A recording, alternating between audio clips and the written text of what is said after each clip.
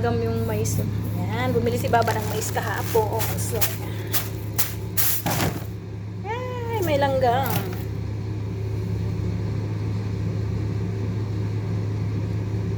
So, yan, may mga langgam. Bakit ka naglanggam? Tanggalin ko muna yung langgam bago ko babalatan.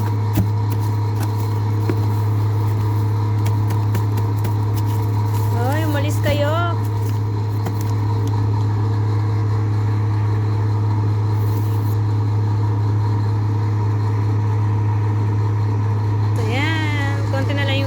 Pero babalatan ko na Ayan guys, nabalatan ko na. Ang ganda talaga ng ngipin ng mais. Parang na-braces din siya. Ito na mo, pantay-pantay. So, hindi ba? Ang ganda.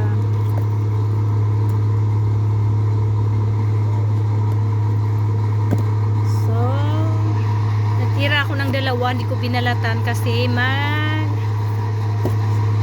alam na this. Charot. Anong gagawin dito? So, ayan. Ngayon, lulutuin ko, lalagayin ko para makain namin lahat. Guys, pinutol-putol ko na sila kasi hating kapatid kami lahat. Charot.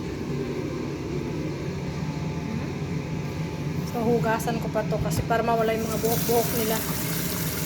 Yan. Putulin ko yan sila dito ng tatlong hati. Kasi ayan. Tatanggalin ko lang yung mga bugad kaya ko hinuhugasan din. Pati yung mga langgam kanina matanggal din. Promise, ang ganda talaga ng ngipin ng mais. Parang naka-braces lang sila kasi pantay-pantay. Ganda.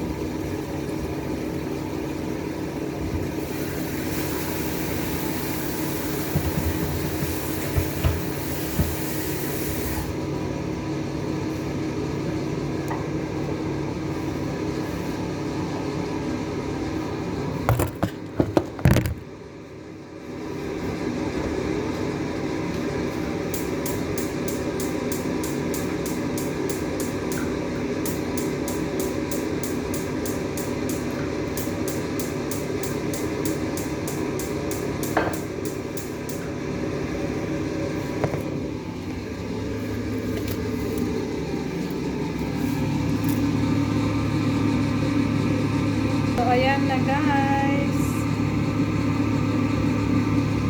Ano, lagyan ko lang asin habang papakuluan natin kahit walang natin para masarap siya. Ayan, diba? Tatsak pa natin. Ayan guys, papakita ko sa inyo ang aking pinapakulong warak anak. Yan yung binalot namin kahapon.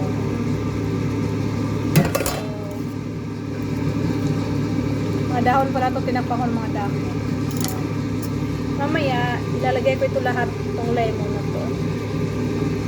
Kasi gusto ng amo ko is sour.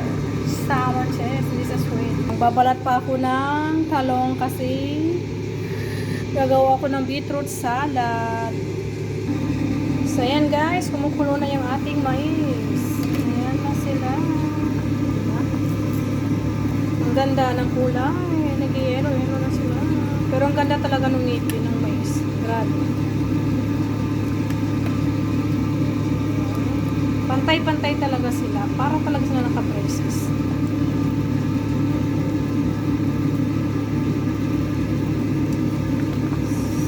Tingnan mo. Tingnan nyo guys. Diba? Sana all maganda ang ngipin.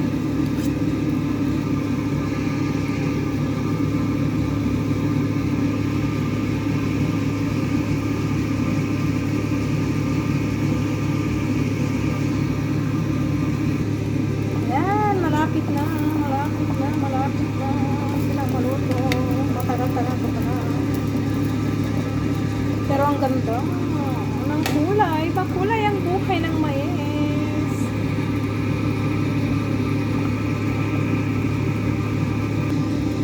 ayan guys.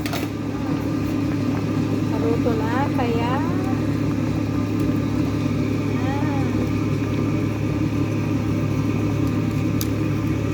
bye! Maraming salamat!